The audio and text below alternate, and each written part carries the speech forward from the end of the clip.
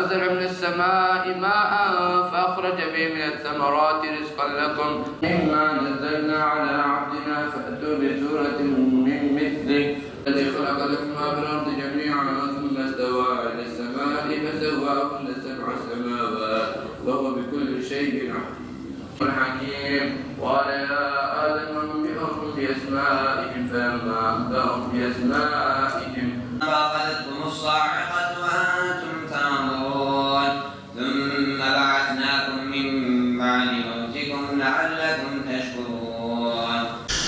بسم الله الرحمن الرحيم. الحمد لله رب العالمين والصلاة والسلام على رسولنا محمد وعلى آله وصحبه ecmaîn. Evveli rahmet, ortası mağfiret, sonu cehennem ateşinden azat olunan bir ayın içerisindeyiz.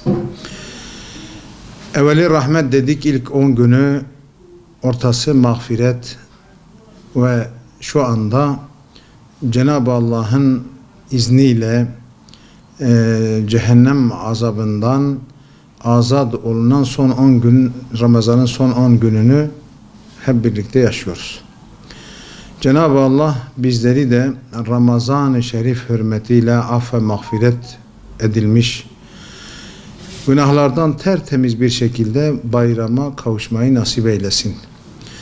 Tabi Hz. Peygamber sallallahu aleyhi ve sellem Kadir gecesini, 1000 aydan daha hayırlı olan Kadir gecesini Ramazan'ın son 10 günün içerisinde arayınız diye tavsiyede bulunmuş.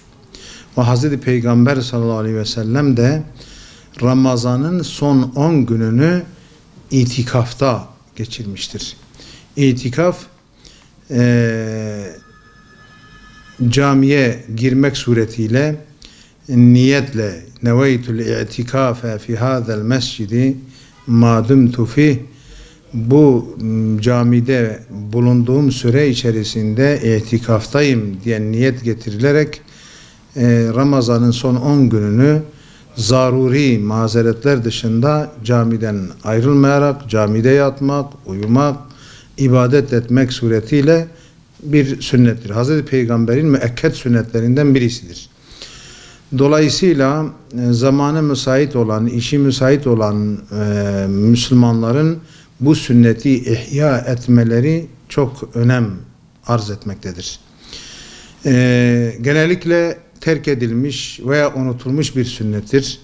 Hz. Peygamber sallallahu aleyhi ve sellemin men ahya sünneti inde fesadi ümmeti felehu ecru mi'eti şehid, benim terk edilmiş, unutulmuş bir sünnetimi ihya edene 100 şehit mükafatı verilir diye tavsiyede bulunmuştur. Dolayısıyla Hz. Peygamber sallallahu aleyhi ve sellemin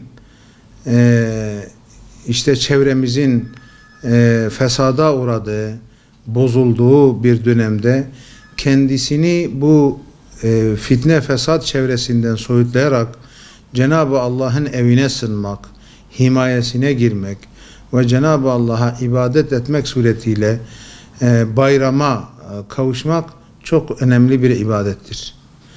Bu ibadetin sevabı da çoktur. Dediğim gibi Hazreti Peygamber benim unutulmuş bir sünnetimi ihya eden birisine 100 şehit mükafatı verilir diye bir tavsiyesi vardır. Batmanımızda da az da olsa vatandaşlarımız müftülüğümüze müracaat ederek itikafa girmek istedikleri camileri belirliyorlar. Biz de onlara valilikten onay almak suretiyle onları o camimizde itikafa alıyoruz. Cenab-ı Allah tuttuğumuz oruçları, yaptığımız taat ve ibadetleri dergâh-ı izzetinde kabul eylesin. Cenab-ı Allah bu sünneti de hakkıyla ihya edebilen müminlerden, Müslümanlardan eylesin. Sizin aracılığınızla da ben hem yaklaşmakta olan Kadir gecemizi ve Ramazan bayramınızı şimdiden tebrik ediyorum. Cenab-ı Allah'tan sıhhat, afiyet diliyorum. Cenab-ı Allah dünyanın neresinde olursa olsun kafirlerin zulmüne maruz kalmış ve kafirlere karşı mücadele eden zalim Amerika'ya, İsrail'e karşı mücadele eden Müslüman kardeşlerimize de zafer ihsan eylesin. Kafirleri, Siyonistleri, işbirlikçilerini kahru perişan eylesin diyorum. Hepinize saygılar sunuyorum.